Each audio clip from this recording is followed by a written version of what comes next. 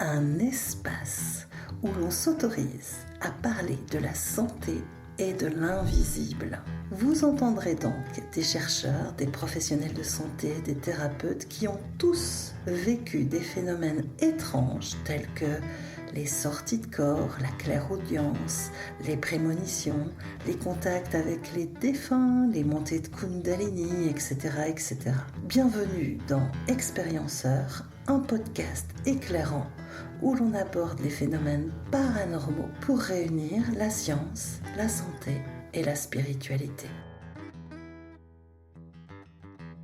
Aujourd'hui, avec nous, Mario Beauregard. Bonjour Mario. Bonjour Audrey. Tu nous avais partagé dans un précédent épisode ton expérience de mort imminente et tes expériences spirituelles. Et j'invite les auditeurs à écouter ce parcours de vie atypique, si ce n'est pas encore fait. J'ai vécu de mon côté plusieurs expériences, émergence spirituelle, expérience de mort imminente. Et depuis, j'ai l'intime conviction que l'on se trompe en santé mentale sur l'intégration, par exemple, des phénomènes de voix, les visions, les expériences spirituelles, etc., etc. Et je me dis, alors je dis pas que la maladie n'existe pas, hein, mais j'ai pas le côté scientifique pour parler de tout cela, et je te remercie, hein, Mario, pour ta disponibilité et ta facilité à vulgariser la science au profit du nous. Donc, ma première question, tu as étudié les effets de la prière et de la méditation sur le cerveau. Hein, d'ailleurs, il y a ce magnifique livre-là, voilà, du cerveau à Dieu, qui est vraiment voilà, très intéressant. Et as-tu observé des parallèles entre ces pratiques, donc la prière, la méditation, et des états modifiés de conscience vécus en santé mentale, comme les montées de Kundalini, les voix, les visions? Les montées de Kundalini, ça, je n'ai pas étudié. Mais par contre, j'ai étudié les états élargis de conscience en lien avec expérience de mort imminente. Donc, aussi c'est toujours des états élargis de conscience avec quand on a travaillé avec les contemplatives, là, les carmélites. Euh, Seulement, ils utilisent des termes différents pour référer à leur expérience. Donc, elle disait, par exemple, qu'elle sentait qu'elles entraient en état d'union avec quelque chose d'infiniment plus grand qu'elle. Puis ce plus grand-là, dans leur terminologie, ils appelaient ça Dieu. Donc, alors que on a aussi travaillé avec des gens qui avaient vécu une expérience de mort clinique, donc provisoire. Donc, ça veut dire un arrêt cardiaque, un arrêt respiratoire, évidemment.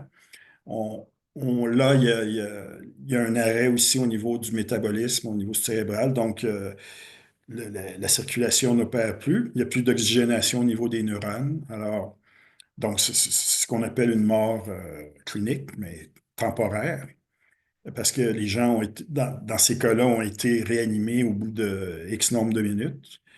Et j'ai comparé donc différentes populations. Ces gens-là, par exemple, qui avaient eu une expérience de mort clinique, il y en a plusieurs qui disaient être demeurés en contact avec la lumière ou l'être de lumière. Donc, et donc, ils n'utilisaient pas le terme Dieu, mais c'était un peu la même chose. Puis ce qu'on a fait, dans nos études, on utilisait l'imagerie cérébrale par résonance magnétique.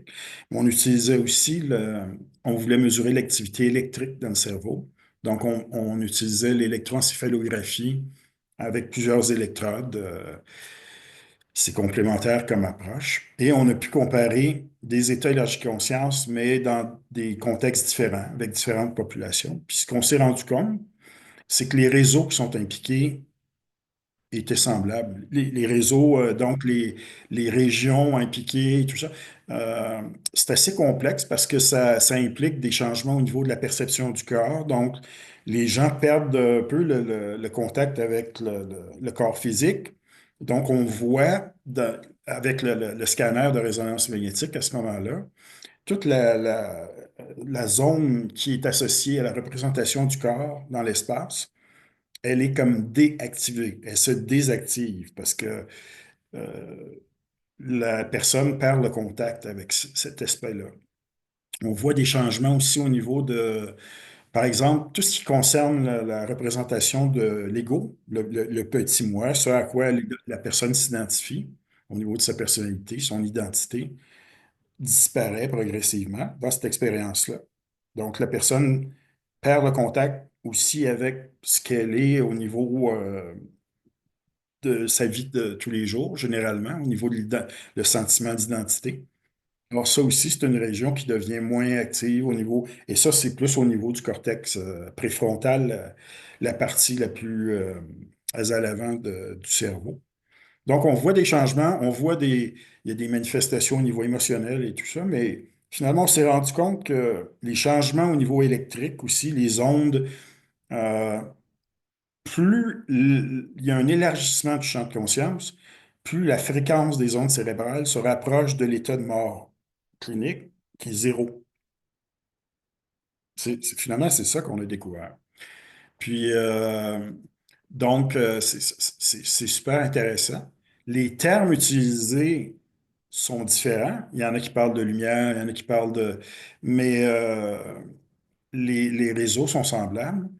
Mais quand une personne, par exemple, a une étiquette de psychotique, schizophrène, puis a des hallucinations auditives, là, on va voir des activations dans les parties auditives du cerveau.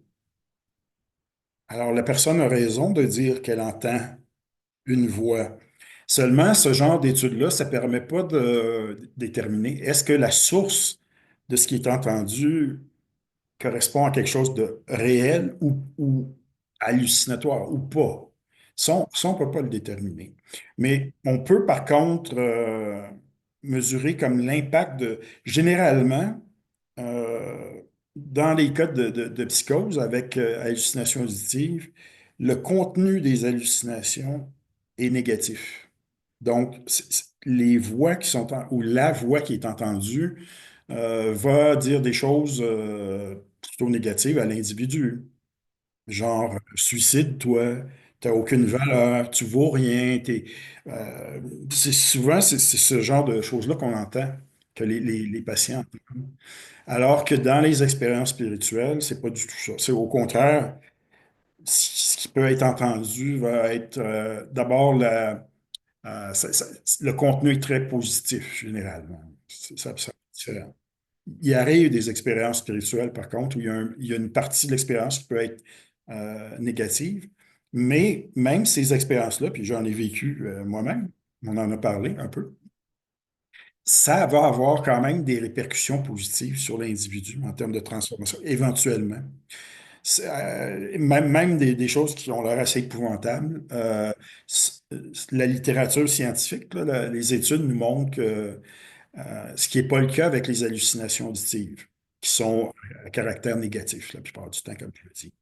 Fait que ça, c'est une façon d'être capable de distinguer. Mais en tout cas, pour les états élargis de conscience, euh, ce que nous, on a trouvé, c'est que les ondes cérébrales, les fréquences sont semblables et les réseaux qui sont impliqués sont semblables aussi Hmm. dans ces Il expériences-là. y a une notion, enfin moi alors moi ça a rien, j'ai passé une petite étude, rien à voir avec ce que vous faites vous, mais quand même, où on a comparé mon vécu d'émergence spirituelle avec une personne qui avait un diagnostic de psychose paranoïaque, Mhm. pour comparer les deux en fait, hein. Et il y avait effectivement des choses très similaires. Il y avait aussi le fait que chez moi, ça n'a pas duré dans le temps. En fait, c'était voilà, le côté très sombre et très négatif finalement a vite été mis en lumière par quelque chose de plus spirituel, on va dire. Voilà. Mhm. Ah, OK. Ouais. Il y avait aussi ça, ouais. Euh, J'aimerais revenir parce que voilà, il y a un point aussi qui fait que je me pose beaucoup de questions, c'est sur finalement cette dissociation. Vous êtes plusieurs à avoir étudié hein, les expériences de mort imminente et à montrer que voilà, la conscience, elle était indépendante du cerveau. Comment ces découvertes, elles pourraient influencer notre compréhension des troubles dissociatifs. Hein, la dissociation, elle est souvent considérée comme un mécanisme de défense face à un trauma important ou Mhm. un dysfonctionnement du cerveau.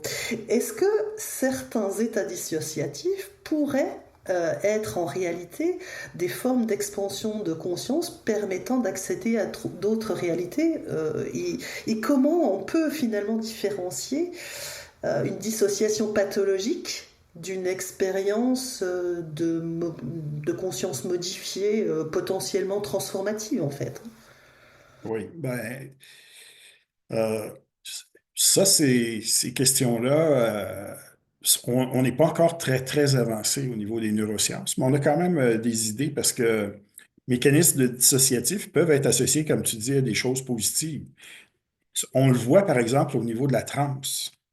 Donc, ça peut être la transe, des transes de type chamanique, par exemple. Les études réalisées par Corinne Sombrun, par exemple, là, avec des chercheurs en France, ouais, ils ont fait des études justement avec l'électroencéphalographie, avec plusieurs électrodes et tout ça. Puis ils ont montré que ça pouvait être associé à des processus mentaux, mais et des états très positifs aussi. Donc, oui, moi j'ai étudié la psychologie avant d'étudier les neurosciences et effectivement, les états dissociatifs peuvent aider justement à composer avec des événements traumatiques, évidemment. Donc, il peut y avoir du positif aussi là-dedans. Et je pense qu'il faut mesurer l'impact des expériences elles-mêmes, voir à quoi ça mène, qu'est-ce que ça apporte, qu'est-ce que ça change dans la vie des individus finalement. Comment ça les transforme, par exemple, sur du court, moyen et puis du plus long terme, euh, pour être en mesure de faire des bonnes distinctions, puis pas tout mettre dans le même panier.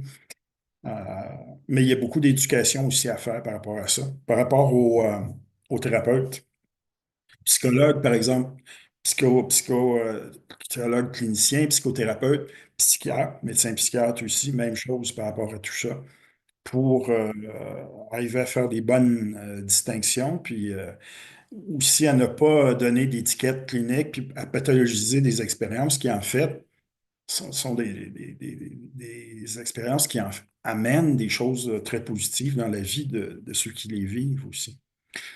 Euh, donc, ça, c'est toute la question ce qui a été appelé les émergences là, au niveau spirituel, par exemple. Par exemple, Dr. Groff, au Canada aussi, une femme qui a travaillé beaucoup, qui est une médecin, c'est Dr. Yvonne Kaysen aussi, qui a travaillé beaucoup sur ce qu'on appelle les émergences spirituelles et tout ça. C'est tout un, c'est tout un monde.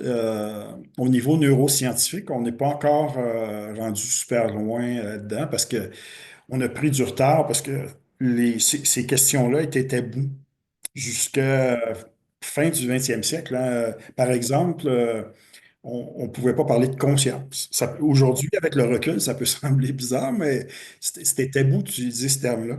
On ne pouvait pas parler d'émotion non plus. On ne pouvait pas parler de spiritualité, d'expérience spirituelle non plus. Jusqu'à fin du 1995, il faut attendre 1995 pour qu'apparaisse le premier centre d'études sur la conscience au monde. Et ça, c'était à l'Université d'Arizona, à Tucson. Alors, ça donne une idée. Donc, c'est pour ça qu'on a pris du retard un peu dans ce domaine-là. Hmm.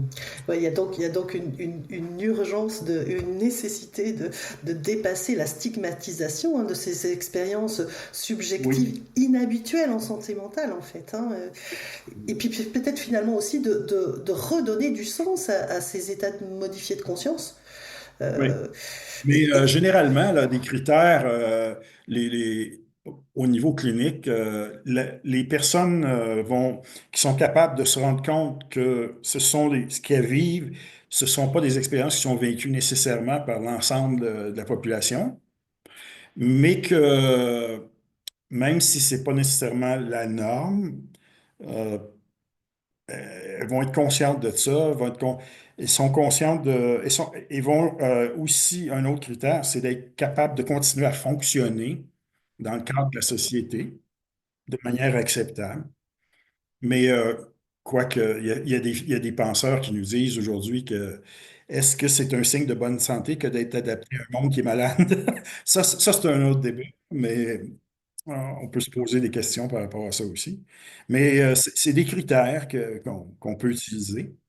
Puis que Sylvie Détiola, elle a parlé dans certains de ses ouvrages avec Jean-Charles Fourier aussi. Ils ont examiné ces questions-là par rapport aux états modifiés de conscience. Mmh, mmh. Ouais, c'est clair, hein. C'est clair. Euh, Quel pourrait être le rôle de la spiritualité, d'après toi, en santé mentale? Parce qu'en fait, moi, en tant qu'infirmière, si tu veux, très souvent, en fait, les gens voilà, qui sont en souffrance vont se rattacher à une dimension spirituelle et comme tu disais, hein, enfin moi quand j'ai travaillé il y a plus de 20 ans, ben, parler de spiritualité c'était tabou, on n'en parlait pas. Enfin en tout cas c'était tout de suite classifié de pathologique en psychiatrie. Euh, euh, et, et, oui, comment Mais on pourrait... ça a évolué beaucoup parce que maintenant, c'est devenu un champ de recherche en soi. Puis, dans les quelques dernières décennies, là, il y a eu beaucoup d'études qui ont été publiées qui montrent que ce qu'on appelle spiritualité, pas nécessairement religion, mais spiritualité, c'est associé à de la guérison, souvent plus rapide.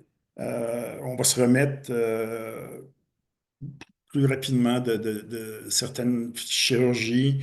On va aussi être en meilleure santé au niveau mental, puis au niveau physique aussi. Si on compare, là, il y a eu plein d'études faites dans le domaine de ce qu'on appelle la psychoneuroimmunologie. Et là, donc, ils mesurent, ils font des corrélations entre certains paramètres au niveau de l'état mental, les émotions, tout ça, puis ce qui se passe au niveau de l'immunité, par exemple. Et puis, on voit que ils ont réussi à montrer que ce qu'on appelle spiritualité est associé vraiment à une meilleure santé au niveau physique et au niveau mental. Oui, ça a un rôle de plus en plus important. Et il y a des études récentes là, sur les paramètres essentiels ou les facteurs de guérison. La spiritualité, c'est un des principaux facteurs de guérison. Une des clés essentielles de la guérison, c'est avoir une vie spirituelle. C'est clair, ça me semble évident aussi. Donc, là, il y a de plus en plus d'universités à travers le monde qui se mettent à intégrer ça, ces choses-là, dans le cadre de... Souvent, c'est dans les programmes de ce qu'ils appellent médecine intégrative. Là, donc, on combine la médecine traditionnelle, mais avec des approches alternatives et complémentaires. Et on se met à enseigner. Aux États-Unis, par exemple, à Harvard, Duke University, des grandes universités privées, là, de la côte Est américaine qui maintenant intègrent ça dans les programmes pour les futurs médecins, mais aussi pour les infirmiers, de plus en plus. Puis en Suisse, ils sont à l'avant-garde à ce niveau-là. Oui, ça Oui. vient, ouais, c'est vrai. Beaucoup au niveau des soins palliatifs aussi. Ouais. On le Mm. voit. Ouais. Ouais, ouais, il y a des belles choses qui sont, Mhm. voilà, qui sont en train de se préparer pour les années à venir. Oui. En- dans de nombreuses traditions, hein, comme celle de l'Advaita Vendetta, là, et dans Mhm. la non-dualité, on parle également de cette notion d'unité hein, qu'on retrouve dans ton livre et dans tes Oui. expériences. Et tu as donc créé une approche l'holosynthèse et tu parles du petit moi, du grand moi, le soi de Jung, Mhm. etc. On peut mettre n'importe quel Oui. terme là-dessus. Est-ce que tu Oui. pourrais voilà, présenter cette méthode aux gens Oui, qui ben nous ça, écoutent? c'était basé en fait, c'est mes travaux de recherche là, que j'ai fait sur plusieurs décennies. mais c'est mes expériences spirituelles aussi. Puis quand j'ai fait les études avec les carmélites, par exemple, ça a fait le tour du monde. Et puis, souvent, les journalistes scientifiques qui m'interviewaient par rapport à ces études-là, là, ils me demandaient dans quelle mesure c'est important de savoir ce qui se passe dans le cerveau, puis, parce qu'ils trouvaient que ça avait plus ou moins d'impact parce que la population générale, on ne peut pas la comparer à des athlètes olympiques de la méditation, de la contemplation, comme des carmélites cloîtrés, par exemple. C'est ça qu'ils me disaient. Et j'ai réfléchi à ça pendant plus d'une année. Puis je me disais, ouais, ce qu'on a trouvé finalement, les signatures neuroélectriques, les basses fréquences dont je parlais plus tôt, en termes d'ondes cérébrales, les régions qui sont désactivées, comment on pourrait faire pour amener des gens qui ne sont pas des experts, justement, qui travaillent, ils n'ont pas le temps de méditer, de contempler pendant des heures à tous les jours? Est-ce que c'est possible de les... Et là, est-ce qu'on peut les emmener quand même plus rapidement? Puis là, j'ai pensé au phénomène d'entraînement des ondes cérébrales. Ça avait été découvert déjà il y a longtemps. Et c'est en fait les gens qui ont découvert ça intuitivement, c'est les chamans. Avec, par exemple, en modulant la fréquence de tambourinage, par exemple. Ils utilisaient le feu aussi. Et finalement, ils n'avaient pas les techniques modernes de neurosciences, mais ils avaient compris qu'on pouvait changer l'état de conscience des participants au rituel simplement en modifiant la fréquence de tambourinage, par exemple. Donc, je me suis mis à regarder ce côté-là. Et il y avait l'Institut Monroe aux États-Unis qui avait été créé par un ingénieur de son au début des années 70, Robert Monroe, qui utilisait des sons. Donc, il allait stimuler avec différentes fréquences au niveau des deux oreilles. Mais finalement, dans les travaux qu'on a faits avec nos techniques, on a pu montrer que si on utilise même la même fréquence des deux côtés, on, on peut même induire un état élargi de conscience plus rapidement, encore plus rapidement. C'est plus facile. Il n'y a pas de... Et je suis parti là-dessus et on a testé des gens en laboratoire pour voir, des gens qui n'avaient pas d'expertise en méditation. Et on pouvait les amener à avoir des cartes d'activité cérébrale semblables à un moine bouddhiste qui pratiquait la méditation depuis 40 ans en l'espace Ah de 10 ouais, minutes.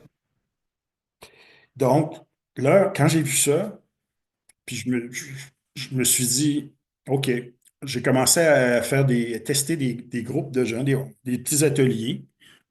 Au début au Québec, puis à un moment donné, je suis allé en France, dans quelques régions, en Belgique aussi un petit peu. Puis, c'est ce qui a mené à holosynthèse. Puis, holosynthèse, au fond, ce que c'est que j'ai compris que dans les états élargis de conscience, c'est, c'est- on est plus en mesure de composer avec des traumas, par exemple, au niveau émotionnel. C'est le petit moi. Le petit moi, il est associé à une certaine activité électrique dans le cerveau. Dans la vie de tous les jours, on est en mode survie. Le cerveau nous fait focaliser notre attention plus sur certaines choses, les besoins primaires et tout ça. Mais on peut changer le sentiment d'identité. Donc, on peut passer d'un état de petit moi à un état de plus grand moi en modifiant l'activité cérébrale. Et donc, dans l'holosynthèse, ben, on a un accompagnant et on a des personnes accompagnées. Et l'accompagnant va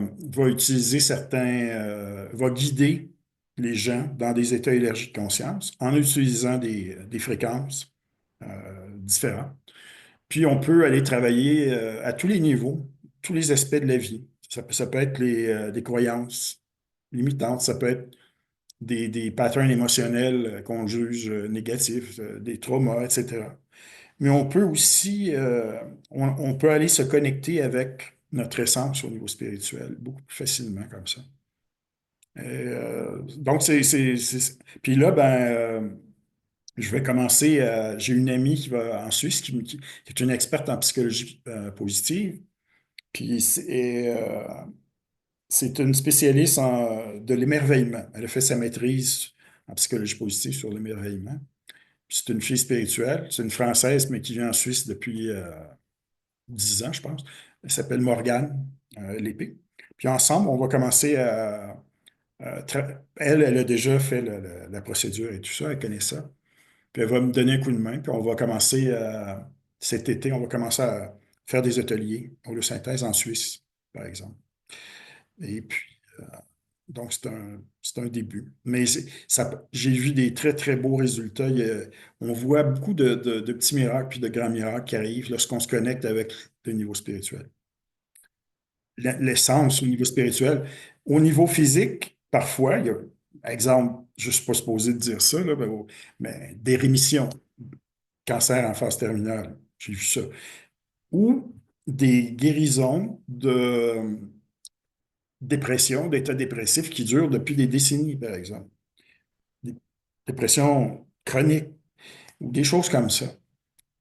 Pas toujours, on ne sait pas, on ne peut pas prédire d'avance, puis on n'a pas le contrôle à ce niveau-là, mais c'est vraiment très bénéfique en général, thérapeutique de se connecter avec ce niveau-là. Oui, c'est pour ça que je tenais vraiment à te poser des questions par rapport à Mhm. ça, parce que Oui, je, oui, j'ai bien senti qu'il y avait vraiment cette dimension thérapeutique et que ça pouvait apporter en tout cas un équilibre, en tout cas certain, à notre santé mentale, et voilà, c'est ça. et que ça pourrait être d'autant plus efficace si par exemple, on formait les professionnels aussi à ça, enfin en tout cas que, voilà. Oui, ben, cette année, justement, par rapport à ça, je vais commencer à former des gens.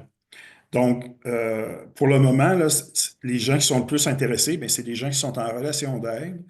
Euh, c'est souvent des psychologues ou des psychothérapeutes avec une vision plus holistique, mais il y a des gens qui sont en travail social, il y a des infirmières.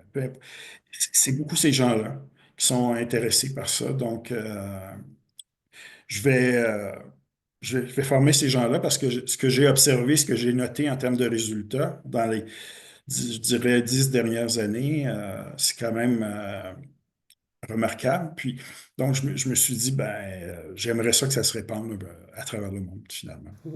C'est clair. Et, C'est clair, en tout ouais. cas, enfin voilà, moi ce que j'ai Et entendu c'est et lu là. légal, il n'y a pas de problème C'est ça, avec la loi, c'est pas, c'est on ne ça. change pas l'état de conscience avec des substances, donc c'est plus acceptable pour le moment, socialement, là. Oui, et puis Donc, médicalement aussi en fait, hein, pour médicalement. rentrer dans les hôpitaux et dans les... Enfin, Oui, voilà, oui, pour passer cette barrière-là, effectivement. Bon, ça. bien qu'en Suisse, ils utilisent aussi les psychédéliques, hein, ils ont cette Oui, avance, oui. voilà, hein, que nous, on n'a pas du tout encore en France, mais voilà, en tout Mhm. cas, pour moi, c'est pas... C'est complémentaire, toutes ces Oui, choses-là, tout à fait. et c'est des chemins différents, c'est tout, Exact. et chacun a sa place, en fait. En tout cas, je voulais, voilà, terminer Mhm. aussi là-dessus. Est-ce que tu as envie d'ajouter quelque chose par rapport à tout ce qu'on a échangé? Ben, au fond, un message d'espoir, peut-être dans l'ancienne vision dominante là, au niveau académique, c'était une vision matérialiste. On voyait l'être humain comme une machine biologique complètement déterminée par ses neurones, ses messagers chimiques dans le cerveau, ses gènes et tout ça. Puis finalement, on voit dans la dernière décennie que on a un pouvoir énorme de par ce à quoi on pense, ce qu'on maintient au niveau mental. On influence beaucoup la neuroplasticité dans le cerveau, par exemple. Donc, et ça nous donne beaucoup de responsabilités. On influence aussi beaucoup nos gènes. On le voit avec l'épigénétique. Donc, ça nous responsabilise, ça nous redonne beaucoup de pouvoir. Et on n'est pas limité en plus en termes d'impact au corps, parce qu'on a une influence non locale à l'extérieur des limites du corps aussi, jusqu'à un certain point. Donc, c'est ce qu'on a appelé, mes collègues et moi, une vision post-matérialiste là, au niveau de la nouvelle science de la conscience. Et ça, ben, c'est en train de... il- on est dans une période de transition entre l'ancien paradigme dominant puis le nouveau. Il n'est pas encore installé, mais moi, je suis de plus en plus optimiste à cause des gens dans la population qui sont déjà rendus là, qui sont prêts pour ça. Puis je pense que le milieu académique va finir par les rejoindre, va, va suivre et tout ça. Donc, je suis optimiste à ce niveau-là. Mais c'est un message d'espoir, en fait, là. Mm. Puis l'aspect non local, ben, c'est extraordinaire dans le sens où on voit que tout est interconnecté dans l'univers. On l'est avec les autres êtres humains, mais on l'est avec les végétaux, les animaux. On est tout en... Au fond, cette science-là, si on veut, elle nous amène ou elle nous rapproche des grandes conclusions des différentes traditions spirituelles de l'humanité, qui disaient des choses semblables déjà depuis des milliers d'années. Mais ils n'utilisaient pas le jargon scientifique, ils n'avaient pas les technologies scientifiques, mais on est en train de les rejoindre à ce niveau-là de plus en plus. Tout à fait. C'est vrai que pour avoir fait voilà, quelques retraites de méditation, Mhm. voilà, avec des enseignements, et aussi d'avoir vécu d'autres expériences, en fait, on voit que ça, bah, finalement, le haut de la montagne, il est le même pour tout le monde, hein, et Oui, c'est, voilà, c'est vrai. Bah, je te remercie beaucoup, Mario. Voilà, merci c'est à un toi. cadeau pour moi d'avoir eu ce moment avec toi. Merci beaucoup. Ça m'a fait plaisir. C'est déjà la fin de cet épisode. S'il vous a plu, n'hésitez pas à commenter et à liker pour me soutenir. Et surtout, c'est le plus important. Si vous connaissez quelqu'un qui a vécu une telle expérience, partagez-lui cet épisode. Cela peut peut-être profondément l'aider. Une liste de professionnels de santé formés pour accompagner ces phénomènes est disponible sur le site audreygraindamour.org. Retrouvez-nous le 1er et le 15 de chaque mois sur toutes les plateformes. À bientôt!